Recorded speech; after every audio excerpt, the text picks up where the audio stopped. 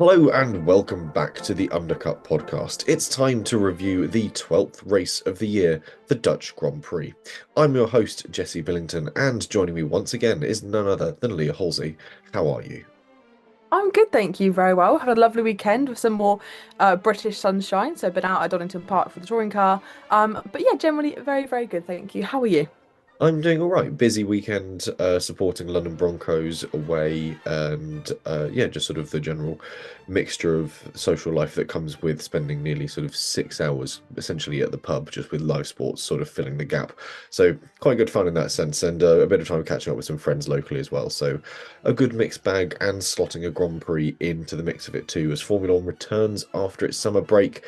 A relatively uneventful summer break. There's upgrades for Aston Martin, a few contracts signed, a few contracts extended, certainly in the case of Max Verstappen as well, one that will take him through to 2030. Um, Although not the best way to sort of induct that contract extension into the season, but we'll get onto that. There is a little bit of news coming out this weekend, and obviously the next round we head to will be Monza, and that will see the return of Formula 2 and Formula 3 after their summer break, where Louis Sharp will be pulling out of his F3 season with Prema. And I've mentioned his team in this because I think that this is ultimately the reason.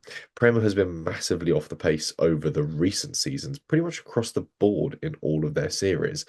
And I think there's a more interesting point to the bottom of this is that they've spread themselves too thin. The investment isn't really there anymore. And Louis Sharp was a hot talent coming through. He did really quite well at Rodin when he was in Formula 4 and a couple of regional series, moved to Prema thinking it was going to be a hot shot challenge for Formula 3, and it just hasn't been. I know Louis Sharp. So I know of Louis from his sort of GB3, GB4 days when I used to go and watch the British GT racing, and he always really impressed me there. I wouldn't know his name. I think he won the championship actually. In GB3, I want to say before getting promoted to that Primacy. And I remember when I first started taking an interest in the single seater categories, and especially more into F2 and F3, that Prema was always a team to be with. As soon as I started watching it kind of back in the early 2020s, it was always them that I thought, "Oh, okay, so if I somehow waved a magic wand and landed myself in a very expensive seat, what car would I want to be in it?" And it was always a Prema. I mean, Ollie Behrman in his days with them performed incredibly well. I know Kimi had that one season with them too, and maybe apart from that winning at Silverstone in the wet, didn't perform perhaps as highly as they could have been. But maybe that was the unraveling of the team. And ultimately, I agree with you. Louis did note on his Instagram messages and kind of announcement that it was financial reasons. Not sure if that was from his side or obviously Prema's, but generally, yeah, they seem to have fallen off a little bit of a cliff, and it's really sad to see teams that used to perform so well at that level and support such talented drivers coming through the categories up into Formula One. It's really sad seeing them kind of take this dip. So hopefully it's when they can recover. But like you said, are they just spreading themselves too thin, maybe? If it's financial reasons, have the team suddenly had to go to their drivers cap in hand again and go, could we have some more money? So Mm. it might be financial reasons that stem back a level or two up. But yeah, you're right with British Formula 4 Championship in 2022, he came fourth. Formula 4 UAE, he won, came first in that. British Formula 4 Championship in 23 with Road and Carlin, he won that. GB3 Championship, he won that in 24. 25, he did a couple of rounds in F3 with Rodin coming 26th, and then did Formula Oceania and Tasman Series coming third and first in those, and then has just really struggled a lot this season with Prema, who you would have expected to have been better, but again, they just haven't been. So we'll see where Louis ends up, and hopefully he'll be coming back because he's a fun character and a very talented driver. So I'm sure another team will be looking at him going, there's a boy to keep an eye on. Meanwhile, Isaac Hadjar has been sitting out this weekend on the advice of Marc Marquez. The MotoGP legend advised the French driver to avoid rushing the recovery process from his wrist injury. And you and I are both familiar with how prone motorcycle racers are for basically ruining their wrists in a variety of interesting and unique ways at high speed. And yeah, if there's anyone to listen to when it comes to recovering a wrist, I think Marquez is probably quite high up that list. I think any injury, you need to listen to Marc Marquez. I always love if you. I've been on a few times and probably spoken about my love of bike racing, which obviously I know we both share, Jesse. So any crossover between the pinnacle of bike racing and the pinnacle of uh single Car seaters, racing, I yeah. love. I love it. And yeah, who better to ask than the comeback icon himself? He's got one of the most iconic comeback stories in sporting history, I'd say. Obviously, if you're especially fond of bikes, it's even more special. Um, but yeah, definitely. I think Hajar was definitely wise to sitting out this weekend. Um, because yeah, like we say, we've seen it so many times where sporting stars come back. I mean, one I'm thinking of straight away off my head is it's in World Superbikes, but Jake Dixon this season, he had the injury at the start of the year, and he's tried to come back a few times, and his body has just seemed to not have liked it, and then he falls again. He has to take time off, so there's no point rushing it. And there's with things especially as like wrists, anything, hand, and that you're that's what you're controlling the car with at the end of the day. And the bare crux of it. So it's nothing you want to rush really, and it's a shame to see Hajar sit out because I think he would have been extremely competitive. I've been very impressed with him generally this season. I think his attitude towards that second seat has been very impressive. But yeah, definitely wise, and yeah, as we say, no one better to learn from than Mr. Marquez himself. So nice to see that little crossover come over our screens this weekend. Yeah, I'd like to get some sort of heat map of sort of like essentially like a stick figure of a person and just like dots where there's all of the injuries and repairs that Mark Marquez has sustained, especially in literally that spell from 19 through 25, where it was just sort of like constant problems and then just sort of came back in 25 and was like, this is going to have to be clean. I've got one more run for it. I think he took the record for oldest like for champion at that point as well, wasn't it? For some unbelievable sort of record. But there we go. A fun little. I thought I'd include that one because I know you appreciate a little motorcycle reference. Always. But with Hajar on the sidelines, it was an interesting weekend as well, with it being a sprint race. The sprint race went by fairly uneventfully. There was a few little overtakes, but nothing great cooking there. Again, it's been an interesting weekend on the fact that also it would rain a little bit before each of the sessions, which very much neutralized the track, which took away a lot of the excitement. But it did give us a bit of excitement at the start of the Grand Prix, which we will get to. But we'll start at the top of the team standings with Mercedes. George Russell for the Grand Prix would qualify second and finish third, while Antonelli would qualify third and finish second. That swap in positions, one very fortuitous.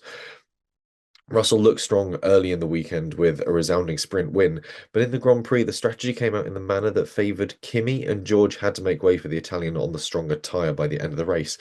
Are we now seeing Mercedes' overarching plan for the season tipping in favour of Kimi, and especially showing that hand so early on into the first half of the season? It's a really interesting one because I would have pipped George to have been after watching that sprint race and seeing how strong he was. I think he pulled away very well off the start. Not that none of the people got a good launch, but I thought it'd be a lot closer in that sprint race. So when he showed that early pace like he did, I really expected him to be on the money. And then obviously with that qualifying lap, it was a great lap. Like he barely did anything wrong. And Lando just literally pipped him by a tenth or so, I think it was at the end. So I would have said he was the hot shot to potentially win it, and it's exactly the way he would want to rebound after a very mixed first half of the season. I think it's fair to say he started incredibly strong, and then is it's been a bit of a roller coaster for the Brit. Um, but yeah, like you say, are we now seeing Mercedes trying to, are they seeing a threat from anyone else on the grid and thinking, hang on here, this is where we need to start prioritizing. We know Mercedes will do that. They're not like McLaren and they'll play the team game. They very much will go, you're our driver, you're our focus, you're going to win the championship for us. And I think Formula One's cutthroat and you do have to do that. And that's where me and my favorite team, McLaren, don't agree with each other, but that's by the by. Mm. But with Mercedes, yeah, I think we could potentially be seeing the unraveling of their plan this season, which will be tipping it for Kimi. I think Kimi's shown more consistency, he's shown a lot of maturity for his age. Um, he could have, if McLaren didn't actually do a good strategy for once, he would have been on fairly to win it. So I think, yeah, potentially we are seeing that Mercedes might be ticking in the background, putting it in favour of Kimi. If George keeps producing the results like he does, like if he keeps pulling out these podiums, it's going to be hard for them to distinguish between. But it's getting to that point in the season now where you start having to make these decisions, and I think it definitely could be the time we're seeing Mercedes do that. Yeah, it's a 59-point lead that Antonelli's got. And interestingly, with the sprint race in there, George winning that, Kimi coming a little bit behind in the sprint race, that additional 8 points has helped keep Russell 59 points behind Antonelli. They left Hungary in exactly the same place. So he's hot on his heels. That competition charge is still there. but he just needs to get the chance to close in, and he needs to keep pulling out the absolutely stellar drives that put him in that track position that forces Mercedes to make the strategy changes. And in a week, I think any other weekend, if it had been a completely dry circuit, this would have gone George's way. But because we had that rain before the Grand Prix started, it took that energy out of the track. We saw a circuit that demanded a multi-stop strategy, and all of a sudden, if you hadn't had quite such a good start, i.e. Antonelli, it gave you that chance to play a bit different ball game. It gave you that chance to fight back. And I think he understands that and is able to really make that play happen. And it really helps that he's got one of the greatest sort of race engineers sitting on the pit wall for him. There's nothing wrong with Russell's Marcus Dudley. He's a good race engineer. But it's Pete Bonington. Like, he's got all those titles for a reason. He knows how to read a race. He knows how to communicate that to a driver and to communicate that to a team and to try and pull it together. You do have to wonder, what if we swapped race engineers? What if we gave Marcus Dudley to Antonelli? And what if we gave Bono to Russell and said, we still expect the full 100% performance. You've got to go for it. This is also your title that's now on the line as a race engineer. You've got to give it your all. And that would be one of the more interesting swaps I think we could see, whether or not the different engineers' abilities to read the race. And it's one of those things that you think, oh, I could be a race engineer sat at home with it all in front of you on the telly. It is so much more intrinsic than just simply seeing where the cars are. There is a level of deeper understanding to motorsport you've got to have, and I just think Bono's got that edge, and that's what Kimi is thriving on at the moment as well. Absolutely. I mean, there's no one else you'd want to sit on your pit wall more than Bono is there. Like you say, he is a multi-championship winning engineer for a reason. And yeah, I do sort of feel for George in that sense. I know a lot of people aren't his biggest fan. He's prone to a whinge, he's prone to a little outburst here and there, but you, at some point you do have to genuinely feel sorry for him. I know Mercedes as a team have invested a lot in um, Antonelli's junior career, but to an extent they've invested in Russell as well. So you've got to think why they maybe didn't make that decision at the start. Was it just because Mark obviously knows George very well now? Would it have been too much of a shake-up? Was it a conversation they had and George actually said, "Do you know what? I'm quite happy with my engineer. I know Bono's very talented in his own right, but we know each other. We work on a level." Um, but yeah, I do feel for him in a little way. And I do think things don't always go to his direction, and they're not always his fault. But at the end of the day, yeah, there is a championship to win, and I hope they'll give them both a fairer chance in the future. We'll see how it boils out. Bear in mind that I think Antonelli is set to take a series of upgrades and fresh parts Yeah, going into yeah. Monza, which I think again is a strategic deployment by Mercedes because they know that if you do that going into Monza, there's overtaking opportunities. There are the chances to work your way back through the field. I think they've done it with sort of the foresight of knowing that there's every chance that Antonelli will still be able to put on a good show for also his home crowd. So a lot still to unwind there. Meanwhile, speaking of Monza and home crowds, Ferrari still second in the Constructors' Championships. Hamilton qualifies fifth, finishes fourth, while Leclerc also moves up a place, having qualified sixth and finishing fifth. And I think for once we can say that Ferrari pulled together a really strong strategy this weekend on a track that never had any consistency in the grip that it had to offer. It was forcing people away from that typical one-stop run that many were really expecting. Are Ferrari now in a confident place where they can be a lot more dynamic at a weekend, where they can go into it and react to the changes at a circuit and react to what it's demanding from you? And especially with Lewis in a far happier car at the moment, we're seeing a revived Ferrari in sort of the second stage of the season. They are pulling things together, which is lovely to see as a obviously a Ferrari fan. Everyone's a Ferrari fan. That's a famous quote by Seb, isn't it? Yep. But yes, they certainly are putting more things together. I think things are starting to click into a place for, I think it's fair to say, for a lot of teams now. Obviously, the regulations are still a bit of a handful for everyone, and teams still aren't massively happy. But things are starting to fall into place. They've had that bit of R&R. They've had that time to digest the first half of the season, and now we're going to see a full attack. And I really sincerely hope Ferrari are part of those teams that are starting to pull it out, and maybe we can get a little tightening in that constructors championship. But yeah, overall, Ferrari a very good weekend. Obviously, good for both of the boys to make up positions. They just generally look a bit more comfortable in the car, and that's where especially Hamilton, that's where it comes alive. Once you have confidence in that car and you start to understand it on a certain level, you are at one with it, and that's when the results will come. So hopefully, at Monza, especially that coming up, we always know Ferrari like to bring upgrades there, especially. Some people always say they bring one, and that's where they bring it. Naturally, you would, wouldn't you, for your home fans? You know how crazy the Italians are for motorsport.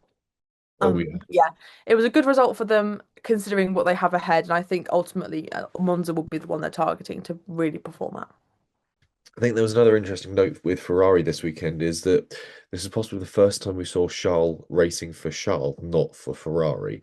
He was very much sort of on a one-track mission here to put his own performance out there and put it down ahead of his teammate. And we saw some really good battles between Lewis and Charles on the track, and it was quite exciting because I think certainly the Ferrari, you could say at points, has been the fastest car on the field this year. There have been certainly weekends where it's been a class away from everyone else. There's been other issues that have sometimes negated it.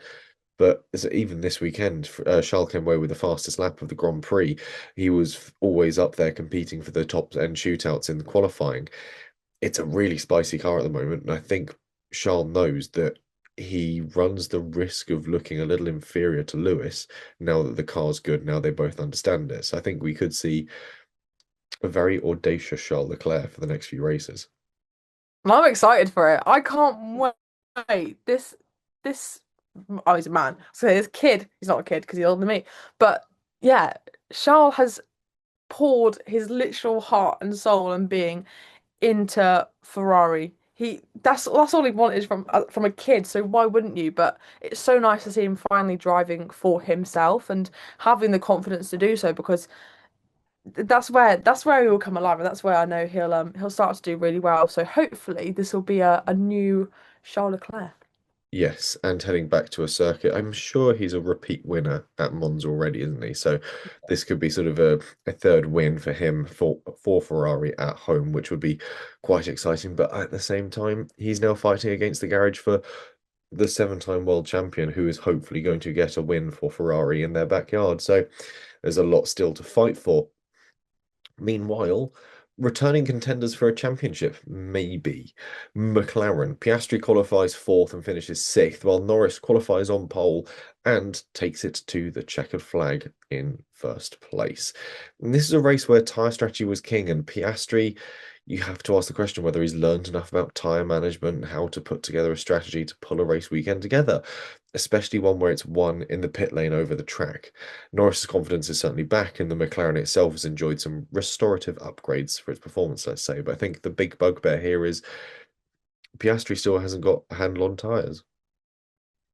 Look, I need to calm down here because my TikTok for you page is just Lando World Championship again, Lando World Championship again. I need to not get ahead of myself, Jesse, because I am. Um, yeah, I mean, I'll just talk about Norris for a minute because well, He's 83 points off the lead. He's got a long way to go. it's happening. I'm joking. It's not. I don't think it will. I think it was one at the start of the season. But for those who don't know, Jesse very kindly got me a signed Lando hat at Goodwood. So God bless. Yeah. So he's now my favorite person ever. But that's by the by. Yeah, lovely to see Lando back on the top step, back to back wins. So clearly his summer break partying on a yacht really helped him. And like you say, his confidence is back, and I don't need to say it again, but when a driver's confident in the car, when they've got that when they're settled in the car they've got beneath them, they will just fly. But it wasn't without its challenges. Obviously, we like you say, it was one in the pit lane ultimately, but there was still some fairly decent on track battles. With the Mercedes and Ferrari ahead of him, that move into turn one, absolutely lovely. So yeah, he's definitely enjoying his driving again, which is nice to see. It's always a shame when you feel as if a champion can't fairly, I don't know if that's the right word, but they can't necessarily defend their title because they don't have that car beneath them, which I think was fair to say at the start of the season. It wasn't looking too great for the two Papaya boys. So it's nice to see him taking it to the front again. Meanwhile, Piastri, yeah, I don't know what's happened to him. Someone please tell me. And it makes me really upset because he's also a driver who I think will be extremely successful. And it's just, I don't know. I don't know what's gone wrong for him. I think he has learnt enough. And I think did we see it last year? Did we see him kind of fall off towards the end of the season just because he lacked that bit of experience on how to navigate when it does come down to crunch time? I don't know. I'd like to think not. I'd like to think his junior career and his time he spent in Formula One fighting for race wins and podiums has taught him enough. But yeah, is there just something lacking for the Aussie? I really hope there's not, but after the weekend he had and how quick the McLaren was as a car in general, um, you know, Norris was up there towards the front. You've qualified P1 and P2 for the sprint race, I want to say. So he was up there consistently, and the car is fast. So why is Piastri not extracting enough from it? Yeah, we look at the likes of Red Bull and we can say that Hadjar has had a very good season because he's always finishing the position behind Verstappen. But with Piastri, he's often a bit adrift of where we're seeing Norris. And I would say it's fair to say that Norris has really pushed his driving on. He's got to grips with the power deployment of this generation of car quite quickly and quite well. And there's still a little bit to come for Norris. But bear in mind, this is only what his third season in Formula One now, his fourth. So it's not exactly sort of over expecting, especially the fact that he came into a very tricky set of regulations, then went through a regulation change.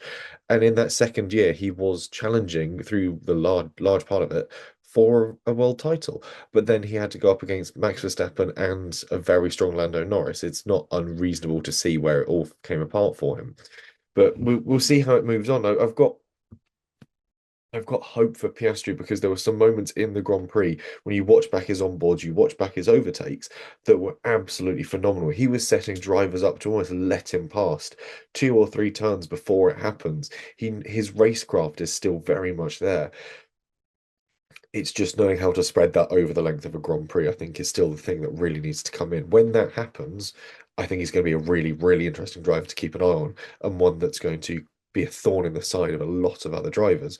But until such a time, we're going to get these absolutely sparkling moments where he sort of makes someone dummy into turn one, use a lot of their tires, use a lot of their brakes, make them dummy a second time going through the next part of the sector, and then just breeze past them because they haven't got corner exit. And that's one of the things that he is able to read and know how another driver is going to react in that sense. He's always the cool, calm, collected one that just watches you dummy around, use your brakes, use your tires, run out of power, run out of battery, and then just come past you.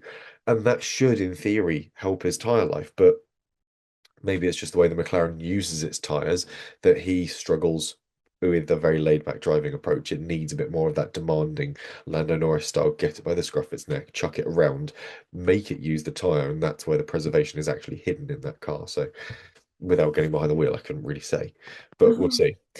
Meanwhile, we mentioned them already a bit. Red Bull and Verstappen qualifies seventh, with Liam Lawson qualifying eighth, deputising for the injured Isaac Hadjar.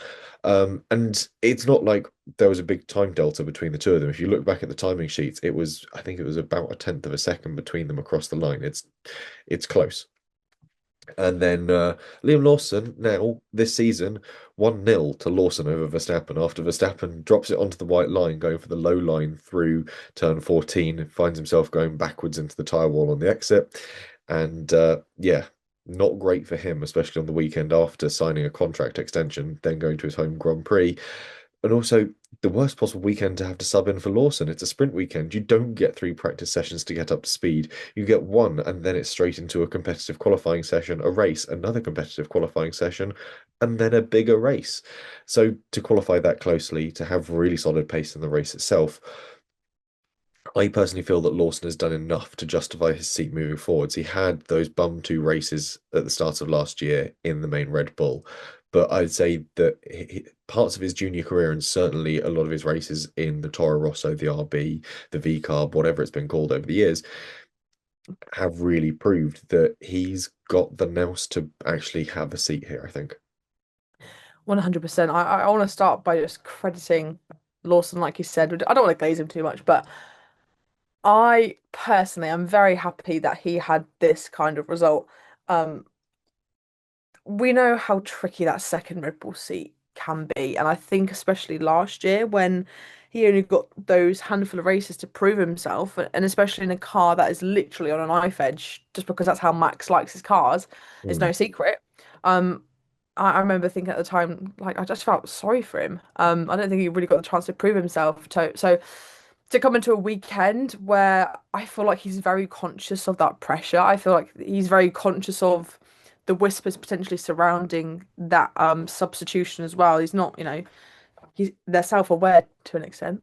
And I feel like he knew what he had to do, and he did deliver, I think, possibly what the maximum for him was to go into a car, like you say, to have that 60-minute session before you're into then competitive sessions repeatedly, to extract what he did from that car and get a result and get solid points for not only himself but for Red Bull as well. I think he did extremely well.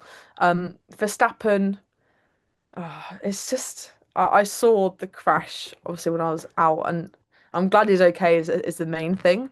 But yeah, to have that result at your home race after just re-signing, and also we don't know when the next potential Dutch GP will be. To have that be the last one for a while, for the foreseeable, Mm. it just must be absolutely devastating for him. And we see on the coverage that sea of orange, the Dutch colours for him, and it's just not the way. Whether you like Max or not, it's not the way you want to see someone finish their home race. So yeah, I feel very sorry for Max, and glad he's okay. But on the other hand, very pleased for Lawson, and hopefully that can help cement himself in the Red Bull team for a long time. It was a weird move that Red Bull went, oh, why don't we ruin two people's weekends by sort of moving Lawson up and then making Sonoda step in and having to learn a car. We made two people learn a car. Why? I'm curious as to why they didn't just put Sonoda back into it, because he's reserved for both. He will have in theory done sort of sim time and TPC time in the approximations of both as well. So there's a lot of questions around why they did that, and I think it's really interesting that maybe Sonoda's done more sim work with the RB and wanted to, at least they thought it would make sense to get the track time there to justify it and sort of add that up. And I know that Hajar does a fair bit of sim work, so he'll be able to sort of balance out the work that he does on the sim with what he feels the car does on track. Maybe it was the RB that needed a similar sort of touching point where they could get an experienced driver behind the wheel and go, yeah, the computer feels like this. We can tighten up some of the things that we're working on. So there's some interesting questions around it, but ultimately I don't think, and it needs leads nicely into talking about the Racing Bulls. I don't think any of them really sort of showed them up in a bad way. They all put on a strong performance, and for Sonoda to literally be going on holiday to Greece, land, and then get the phone call to turn around and come back again, a great return to the weekend, to a Grand Prix weekend, cutting and dicing with, especially with the upgraded Alpine as well. Pierre Gasly's car, who spent most of the race fighting, had a new wave of upgrades. It's been a fairly sort of straightforward upgrade process for the RB. This was a big step forward for the Alpine, and Sonoda just shrugged it off like he'd been doing this all season. And it's proof that the RB isn't just a car you can survive a Grand Prix in, but one that you can really compete in it with as well. You can make it be spicy, you can get it up into that sort of punchy end of the field. And it does ask the question, will we see a surprising RB podium later this year? We did at this track last year. It's a car that's very competitive. It can stay and run with those top fields if it needs to. Could we see another sort of wild event where we just go, oh, that came out of nowhere? Malaysia, maybe. Well, look, or somewhere perhaps like Madrid, where it's going to be a sort of neutralizer, a leveler in a way, because no one's been there. Yeah, I know Yeah. the F3 boys they're out in at the Madrid now, but in terms of the they've apart from racing on the sim, they're not going to have a clue. So maybe we could see them sneak in. But yeah, it's really interesting you say, because I completely agree. That RB car is proving to be a very lovely car to drive, and I think Sonoda coming in and doing what he did with very limited warning. I think it's crazy. He was on a holiday, and then the next day he was in the Netherlands. Absolutely crazy, but that's what I guess it's their job, isn't it? But still, very pleased for him to come back and kind of prove himself to an extent, because he didn't perhaps leave the sport on the best of terms. And I know he was a big fan favourite, so I know there was a very welcome return to the grid. And we've seen all this year really that the RB car is proving to be pretty nice. You've got to think, what would Liam have done in that seat? But I guess you can't think that when Liam performed so well himself. Lindblad though, I he's been like my champion of the season so far. Very big fan of the young Brit. I think he's come in and performed extremely well, and I'm very happy to see young talent getting the results they do. But to qualify P10 and then go backwards. He's probably one of the only ones towards the front end, apart from obviously Oscar, that did take that step back. And I don't know necessarily what he did wrong. I don't think that's the case of it, but I think he just got outpaced ultimately by the upgrades the other teams like Alpine, the other sort of similar teams around him made. So that was a bit of an outlier, and hopefully he can pull it back for somewhere like Monza, where he's got a lot of experience in the junior categories. Um, but yeah, all round, that RB car possibly is the best one that a junior driver could step into. I know they've got a big older pool of talent have Mm. the Red Bull family. So yeah, it's nice to see that being harvested, and yeah, good job to Yuki for stepping in at such short notice and doing extremely well. Yeah, obviously a possibly an off result for Lindblad, but also this is his first time coming back into an F1 season after a summer break. So there's a lot for him to learn. A circuit that was very tricky this weekend. It was very demanding in both its temperature, its greasiness. It's a unique track. It was also one that was remarkably power rich because you have so many braking zones. You don't have those big straights. It's a circuit where all of a sudden he's used to deployment, saving, regeneration. Whereas now suddenly for him, you don't have all of that. It's now all about essentially flat out racing. It was becomes a very different style of a Grand Prix. So it was a lot for him to learn. And when you look at some of the drivers that moved past him in the field, Gasly in the upgraded Alpine, we've already said, and one of the other names that jumps out is Fernando Alonso. That's a multiple world champion and an icon of the sport. If anyone's going to come past you and upset your Grand Prix, fair enough. It's if it's going to be one of a world champion, not a bad one to really pick. So yeah, I think it's a fair result from Lindblad, and again, a good showing for the fact that he's still able to sort of clock in and put in these really strong performances. And again, he's against someone who Sonoda had spent 5, 6 years in Formula One at this point and had proven to be a very strong performer. Bring him back in, and he still proves to be very strong. And I think it's yeah, it softens the blow a little bit in that sense. We've Mhm. already mentioned Alpine. They were running upgrades on one car this weekend, Gasly's chassis, which he qualified 11th and would go on to finish 10th. Colapinto, meanwhile, would qualify 14th and finish 14th. However, you've got to remember that Verstappen ahead of him did retire from this race. That's essentially a net loss somewhere along the line for Colapinto. I would, the Alpine is proving to be quite a good car, and they've got an engineering department that knows how to bring an upgrade that positively changes the car. But Colapinto isn't extracting as much from it as Gasly. Could we see a change in that driver roster? There's still contracts that haven't been signed yet. Oh, poor Franco. Yeah, I don't know. We know what Flavio's like, don't we? We know what Flav's like. He will cut you out as soon as he'll put you in it. I'm surprised to an extent he's actually kept him in there as long as he has. Um, but yeah, this is the part of the season where those, like we've seen over the summer break, we'll talk about them later, I'm sure, but the two Williams confirmations that they've extended, and obviously we mentioned as well Max too.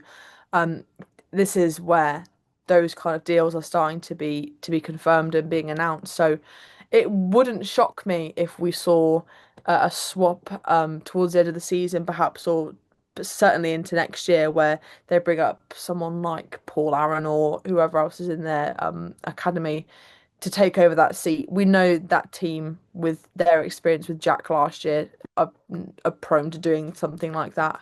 Um, did have to Flavio would have to have a lot of trust in them, certainly, and see a lot in them, because I think Flavio does see a lot in Franco, and I think some points this year, Colapinto has shown elements that he is a great racer at his core. We obviously saw that when he was in the Williams too. So is it, I don't know. You can't really blame it on the car either, can you? When Gasly is doing how well he is, perhaps when the upgrades come for Franco, if they do come, I'm not sure when they will. I'm not sure if it's in Monza or if it's I going to think be. it's Monza. Yeah, Then that'll be a very good tell then, I think, of where Franco kind of sits within the team. But it's definitely not out of my realms as a fan and as someone who sort of likes to think they know the sport, that they would potentially give Franco the boot. But Gasly, yeah, good to see him make up a place and get that final points position. I know technically is because Max retired in front of him, but still points being prized at the end of the day. And for Alpine and their seasons gone by recently, it's definitely a good boost for the boys back at Enstone. And yeah, like you say, their engineering team are nothing short of a great group of guys. So it's rewarding for them, and hopefully they can keep pushing towards the end of the season. Alpine's engineering have had such a huge turnaround from where the car was going last season and the season Yeah. before for a new set of regulations to not just get it fairly right out of the gate, but then keep moving it forwards, I think has been really, really quite strong for them. And again, yeah, he makes up a place from Verstappen retiring, but you've got to be in it to win it. You've got to already put yourself in those positions and do the hard graft at some point. You don't just start the race in P11 and hope. You've got to qualify there. You've got to stay there. Meanwhile, hope might be the only strategy they have left. It's Haas. Behrman qualifies 20th and goes on to DNF, while Ocon qualifies 15th and goes on to DNF. A rough one for the US outfit with reliability issues creeping in. Could this be a warning for the Ferrari power unit users, or is their budget-minded nature the root of their problems this season? Oh, Haas. I'm gutted for him. Well, I'm a big fan of Ollie. Naturally, seeing him come through the progressions as a junior driver, so just naturally have a fondness for the driver. But yeah, they need to start ironing little bits out. The reliability of that power unit for them, clearly something's not clicking there. But like you say, could that be a telltale sign to other customers that there are still niggles in that PU? I don't know if they'll probably focus on that if they're still performing well, like the main team are. But it's definitely something to keep an eye on. But yeah, maybe it is the fact that they don't have that funding or with the budget caps coming in and things to develop it further. And this might be it for them this year. But I do really hope they turn it around somehow because last year I would have said we probably could have seen Ollie on the podium. And then now I'm saying I'd just like him to score a point, bless him. Yeah, last year we were looking at Ollie Behrman sort of punching his way up into P4, P5 and getting some absolutely stellar performances. This year, just making it to the end, the race would be a fairly strong result for them. Yeah. And I think the budget mindedness comes to it because they've picked an engineering pathway where the design language of the side pods, the floor, the cooling packages they can run within that. We've seen that a lot of the Mercedes variants as to who's had the engine problems with Mercedes is very much depended on your cooling packages, whether you've overheated it, whether you've caused problems down the line there. If Haas have sort of run out of money picking one direction for their development and their style, they can't financially unpick that, go backwards, find a different pathway and develop that.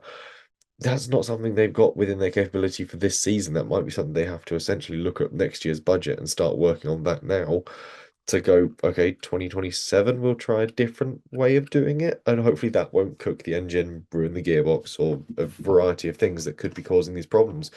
But yeah, the other Ferrari power unit customers, I think it was obviously Ferrari as the main engine user, and then Cadillac. The one thing that's not gone wrong on the Cadillac is so far has been the engine and gearbox. I So know. yeah, maybe that's the thing. Mind you, Cadillac haven't run the engine long enough or hard enough for it to possibly suffer any problems. So well, time will tell. Time will tell. But yeah, Exactly. there was also the again with Ocon being stranded in the outfield of the circuit. We got again that great series of photographs of him in a camp chair watching the race on his phone as the cars go past. And there was another brilliant shot of him, like sort of one hand up against the sort of fence grating, sort of with the cars going past there, sort of looking forlornly at the race he should be in. Like, oh, I feel Bless sorry him. for my tall Frenchman. Yeah. Meanwhile, a team I don't feel sorry for, Audi. Hulkenberg qualifies 13th, makes his way up to P8, while Bortoleto, slightly rough weekend for him, qualifies 9th and drops down to P13. It's always swings and roundabouts with these two. One's doing well, one's doing having a bit of a struggle bus session. But a stonking one from Nico, and the performance is really coming through in that car. They've engineered their way through a few things. They've brought upgrades that have got them contesting with Alpine and RB for those regular points positions, I think. And it was a really good recovery from Nico to just simply not T-bone his teammate when he comes round the corner, finds a cloud of smoke, and then in the middle of the cloud of smoke, there's Bortoleto parked across the track, and you're going, oh, crud, and just dives to the left and gets out of it. Oh, those they freak me out, those moments, but it also just reminds you of what athletes these drivers are. I think it's very easy to sometimes get lost in that, and it's moments like that where you go, "Oh, okay, yeah, okay, I get it. You are, yeah, fair enough. I know why you get paid so much money now."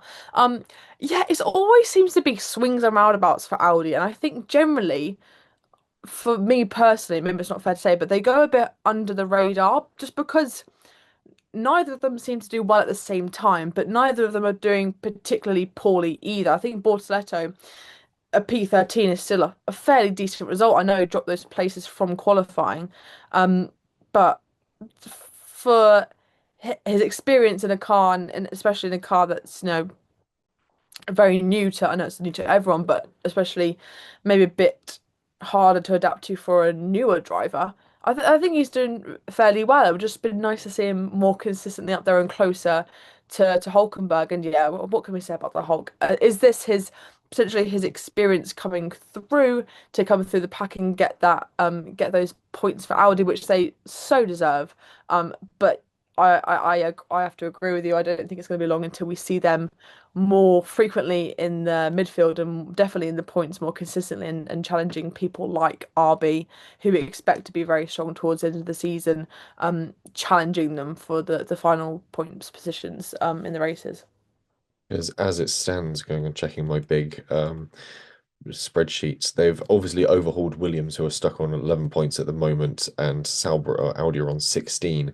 Next on the list is Haas to chase down, and if we're going to see more struggles from Haas, it's relatively easy now for Audi to find 5 points and then start sort of the next thing in their sights will have to be Alpine, who are a bit further away on 63, but they can make a fairly strong effort of leaving Haas behind. And I say that as someone who enjoys a bit of Haas from time to time, but the Audi project is one that's really come to fruition and proved that you can bring these big sort of main manufacturer sort of automotive marques into the series.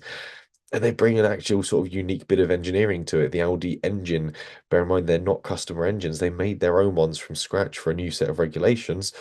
And it sounds incredible. It's got a different note to it. It's a car with character and a team that's genuinely performing really quite nicely. So kudos to them. Yeah. Meanwhile, Williams. Sainz qualifies 17th, finishes 16th somehow, while Albon qualifies 16th and will go on to DNF from the race. Sainz obviously can't see blue flags or blue cars for that matter, committing the cardinal sin of crashing into his teammate this weekend. Do we feel that Williams will be able to pull themselves out of this death spiral? The optimist in me and the fondness I have for JV, Mr. Vowles, manifests to the gods they can. The way to announce that your two drivers are staying there longer term, because it was a bit of a for signs, I think. It's obviously not been an easy adjustment, him going from winning races to fighting to keep the car on the track. Hmm. So I really wasn't sure about his future with the team. But the one rule you really have in racing is please don't crash into a teammate. Let's try and not do that. I know Yeah. sometimes it's unavoidable, but even when they're challenging for championships, you don't do that. Um, so a real shame to see Albon taking out the race in that manner. Do I think they can pull themselves out of it this season? I want to say no. My gut is saying I don't think this is going to be the year for Williams. And my inkling for that is, would someone of okay, I'm going to use science as a reference point here. That's no discredit to Alex Albon because I think him in himself as a driver, excellent. But I'm just going to use Carlos as a reference because he's a proven race winner, right? Do I think someone like Carlos Sainz would sign a multi-year contract with Williams if there wasn't something coming in their future? Whether or not it's this year, next year, the year after, they're playing the long game. And JV is always playing the long game. I remember him saying last year, like, break the car, do it, mess it up, because we're focusing on the next couple of years. Um, so this year, I think they're just this is them for the year. I think they're not going to be challenging necessarily for points. We're not going to get a surprise Williams podium like we did in Qatar last year, and in Baku as well. That's just I'm not hopeful that will happen, but that's okay. Maybe next year, which I'm going to keep saying for the next 5 years probably. Yeah. Um, but yeah, Oh, not ideal for the Grove outfit. no, the old Williams adage of next year, hopefully. Yeah.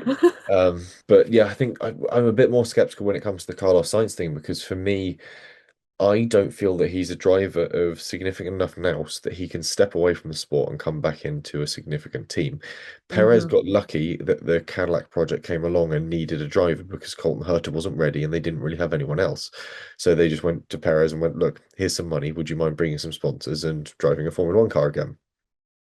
He was fortunate that that opportunity was there.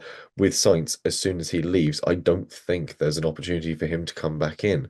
There's pretty much every other team has got someone in a junior academy at the moment. Even for, Audi have got Freddie Slater in Formula 3. You you're sort of condemning yourself by leaving Formula One. And I think that there is possibly a clause in Sainz's multi-year contract. We don't know the actual length of it. We just know it's multi-year that says if I get bored or want to go somewhere else, I have this amount as a buyout, or there's a performance bit in it that sort of ties in quite conveniently that in the next 2 years, once he knows what Formula Two is doing for a bit and who's moving where, Science can then go, right, the performance isn't here in the car, I'm off, and move over to maybe Alpine, maybe McLaren, maybe Red Bull if Verstappen decides to tap out early on because he's famously always had that sort of competitive clause in his Yeah. contract that says if the car isn't there, I'm gone. Sainz has been part of the Red Bull project before. There's no reason that they wouldn't go for a proven race winner to sit in alongside Hadjar or maybe go to the RB while they move up one of their younger drivers with the promise that if it doesn't work, he gets swapped in. But you've got to look at where Hulkenberg is at the moment, an experienced driver who's now sort of regularly in the points, and wonder that would it have been worth that 1 year at Stake Sauber, that 1 year of just gritting your teeth and getting through it for the contract that your dad put together that would have got you in an Audi. And yeah, the question over Sainz and his contracts remains. He's almost got as bad of track record of picking contracts as Alonso does. Yeah, definitely. But then, would he? Yeah, I don't know when he signed it. If he'd know he had the season he would last year, coming in clutch definitely towards the end of the year. But yeah, there's got to be something in his contract that says, and I don't think JV's a silly man either. There's going to be something written in there that allows him to have that flexibility to move, should the results not come his way, and especially a driver of his caliber too. I think Williams are very conscious of the fact they've got two incredibly talented drivers. So yeah, it'd Yeah, be interesting to see if any more information comes out about that contract over the next few weeks or so. sweeten the deal a fair amount to keep Sainz around because it's better to Mm. have him sort of inside the tent pissing out, as it were, Yeah. and see where that one goes. But meanwhile, um, Aston Martin, they've brought upgrades, they've brought tweaks, they've moved the car forwards again. But at points it was very tricky to tell what they had this weekend. And there is certainly still a long way to go. Stroll collected damage in the race that forced him to retire quietly in the background. It wasn't even picked up on the broadcast, it was never in the highlights packages. He was just suddenly there and then not. Um, but Alonso is on a strong build at the moment, and the sprint weekend is never the easiest to get used to new equipment. But we saw him sort of progress through the rounds. The sprint race was a bit anonymous for him, then it was sort of still a ropey qualifying. But then in the Grand Prix, it all made sense after a while, and he got a bit of consistency out of the car, which is what they've been working towards. And what do you know? Points off the back of it. It's really funny you talk about Stroll going quietly because literally before this record, when I was looking back at things, I was like, so what happened to Lance? And you're like, oh, he just retired. I was like, oh, okay, Yeah, cool. Okay. Completely forgot that happened. Um, so yeah, not much to say about Stroll's weekend, because a lot of people don't even remember where he went, bless him. So, but Alonso, I know we do our winners and our losers segment later on, but this was the biggest shock for me to see Alonso's name in the points. It's refreshing. It's good to see a very experienced, very quick still at his 40 plus years of age, um, to be able to deliver results like this. And I know how much those 2 points will mean to everyone back at Silverstone. So yeah, is it maybe a little marginal turning point? I think this is where it comes in handy. They've got someone like Alonso in their team to kind of pick things off and give insights and help the team as much as the team will help him. I don't think there's many other drivers on this grid at the moment that could probably give the insights that someone like Fernando would be able to give. So yeah, a nice little boost for Aston Martin. Obviously, probably a very nice boost for Fernando too. Um, and like you say, yeah, to perform like this on a sprint weekend in particular is very impressive. So yeah, happy for him and happy for the team. Well, let's put it this way. Williams are on 11 points at the moment, and they have been pointless since Monaco. So if Aston Martin can get their ducks in a row, it's only going to take, what is it, 4 rounds of Alonso scoring 2 points in each round to tie with Williams. That would get them as far as Italy, Madrid, Baku, Malaysia. Coming out of Malaysia, Alonso would be tied with the combined effort of Williams, assuming that Williams keep up their 0 point streak. So there's an interesting battle going on there, and possibly one that they might still be able to sort of catch up to the likes of Haas and Sauber ahead of them. So there's still a lot to play for. I think Aston Martin's project, now that they've got a better understanding of it, now they know what they're doing with the engineering, I think could pull forward. It stands to reason they might leave Cadillac behind in that sense. Bottas qualified 21st place this weekend and would go on to DNF from the race. I haven't seen why. Perez would qualify 22nd and finish 15th. It's another DNF for Cadillac, and Perez's survival is about all there is to note of it, though he is now 23rd in a 22 car championship. Oh, Cadillac, Cadillac, Cadillac. This is probably just the unraveling of a lack of. I don't want to say it's R&D because that might not be fair, but in terms of it was always going to be a challenging year for a new team to come in. Well, you could see it two ways. They have no reference point, perhaps, but also some research and development and knowledge is better than none, right? I've just looked at it and I think it says VB had a mechanical failure, which I'm led to reading him. here, yeah, a hydraulics issue that essentially just deteriorated as the race progressed. Yeah. So yeah, Um, yeah, he broke it down, didn't he? Affect the rear wing and how it closed, so he had to ultimately come in and retire, which is a shame. Um, but yeah, like you say, Perez making up places, that's something. At least we're seeing a car finish for them. Um, not sure that's particularly what they're targeting. Um, but yeah, there's not much to say about them. It's really hard to talk about because what reference point have they got? It's not like we can say, oh well, this car, like Cadillac last year, didn't do very well here. Well, we have no idea. They could be in 5 years' time, they could be a very successful car at other tracks, and we can look back and go, oh, do you remember when we said Cadillac were really like struggling? Wasn't that a funny time? mm, Um, but yeah, for them, so they're like picking up places and progressing from where they qualified and just trying to make up places just might be the aim for them at the moment. But hopefully we'll see something from them soon. I know it was unfortunate for Paris to get those points taken away back in I want to say it was Monaco or somewhere. Um, but yeah, hopefully we'll start seeing them get a fairer shot and maybe sneak a point or two as the season progresses. Perhaps somewhere like we have no idea, Madrid or Malaysia. But yeah, perhaps we'll see them start getting results soon, but I'm not too hopeful. it could happen. We'll see how it goes. But yeah, I mean, we know they're two solid drivers, but like you said, there's no baseline for what the Cadillac should be able to do across the season. We just don't know. It's the fun of having a new team, and that sometimes works really well. See Brawn, sometimes doesn't. See Hmm. Marussia. Yes. Um, so we'll see how it pans out for Cadillac. But that leads us nicely to our summative point of winners and spinners. And for me this weekend, I've got two winners. Nico Hulkenberg and Yuki Tsunoda. I think both had absolutely phenomenal midfield drives. One earned points off the back of it, and Tsunoda was very close to coming in and bagging a point there, which would have really upset the apple cart because it seemed to be taking the likes of Stroll, Bottas, and Perez quite a long time to earn those points. But nonetheless, because he finished 11th, he's at least ahead of them in the standings as it is on what, nil. So well done, Yuki. Yeah, you picked two good ones there. I think I'll be surprised to no one after my rant about AM that I'm gonna put Fernando Alonso as my winner. Um, yeah, just a big boost to him and the team. I think they deserve it with Newey coming in. I think people expected them to hit the ground running. They didn't quite have that start. We know things take time to develop. But very clearly something clicked this weekend, or hopefully it did for the team and for Fernando to deliver and to pick up 2 points. Yeah, very happy for him and for the team too. Yeah, a nice impact. Meanwhile, though, flip side of the coin, when it comes to spinners, for me, it's Haas. Though it's hard to say why they've got their reliability issues when they are a customer team, and the main Ferrari power unit seems to be pretty reliable to this point. So I don't know what you've done wrong there, guys.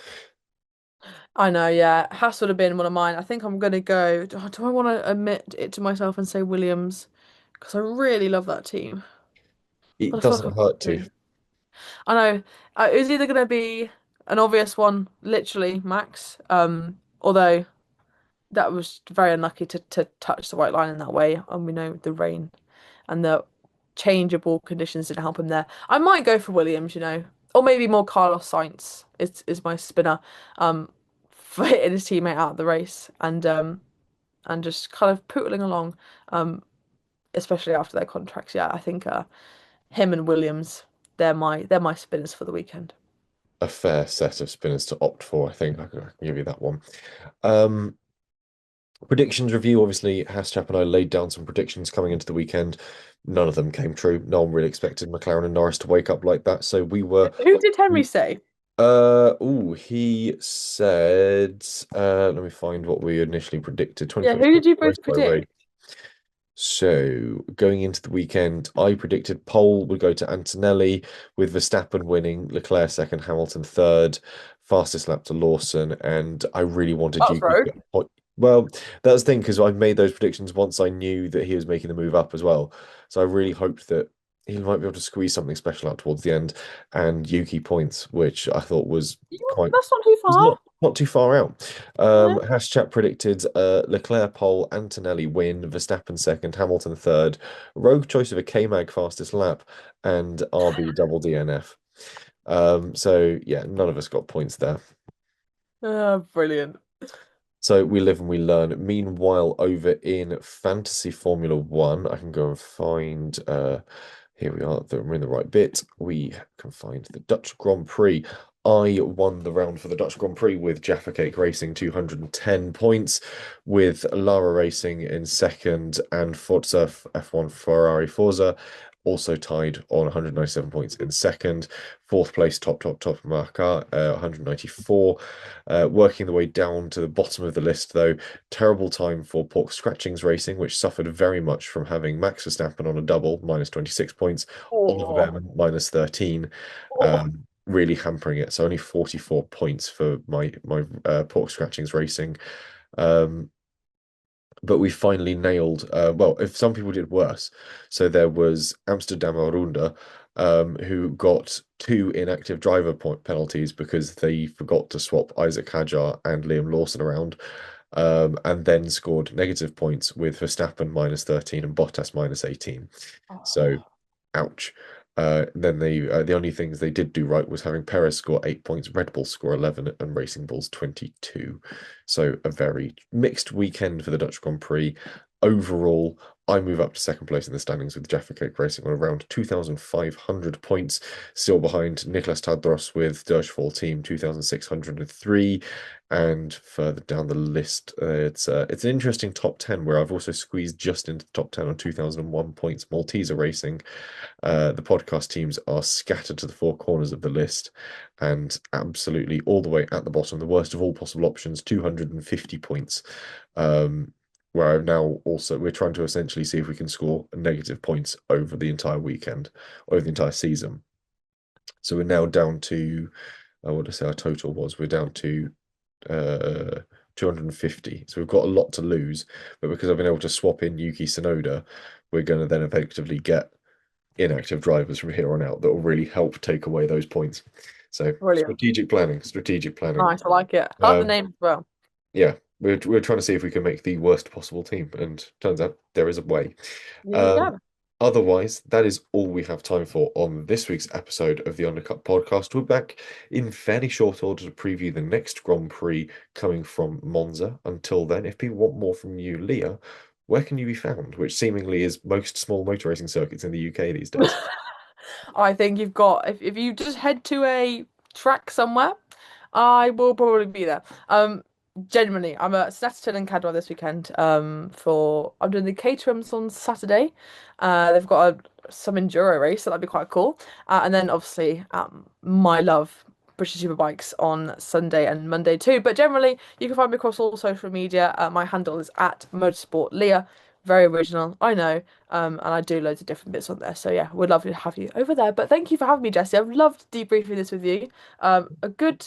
I think people thought it was fairly uneventful, but there's different things to pick out, different nuances, and yeah, it's been a good one, and I can't wait for the rest of the season. Yeah, an interesting one to pick apart, and always good to have a little sort of Monday evening debrief of the weekend and all of the action. We haven't even got close to touching the shambles that was the Freedom 250 IndyCar race in Washington, D.C., which was yeah, none of the drivers thought to do the grid walk and realized that Washington hadn't taken up the raised pedestrian crossings that the track ran through. So they'd get to a braking zone and hit basically a raised crossing, and the car would just go all out of shape going over a bump on the brakes. Yeah, so there was a lot of accidents and crashes there. And Donald Trump waving the green flag at the start of it. So yeah, a shambles from start to finish, quite literally. Um, Oof. but yes, if you want more from me, you can find me on the internet as at Jesse on Cars on all social media platforms. And you can find me writing for Classic Car Weekly. There'll be a new issue out on Wednesday, as well as the podcast, which I keep threatening will return. We've all been away variously through the past few weeks. There's never actually been enough of us to do the podcast in any given week. So hopefully this week we will finally record the next episode of the Classic Car Weekly podcast. There's been a lot to catch up on. It's been busy. We haven't recorded one since Festival of Speed, let's put it that way. Yeah, Whoa, that's crazy. yeah. Print takes priority, and then Oh. we've all just been on holiday since. So there's always been sort of like a few people missing who have just never gone. Oh, we haven't got time. It gets to Friday and we go, "Ooh, a bit late now." So we'll hopefully get that all back on the road. But otherwise, the Undercut podcast will be back, probably with Timo finally, for the Italian Grand Prix in just under 2 weeks, isn't it? Yeah, very excited for that one. That'd That's be not cool. bad, man. Right. Yeah. Thank you very much for joining me, Leah, and we'll see you again soon.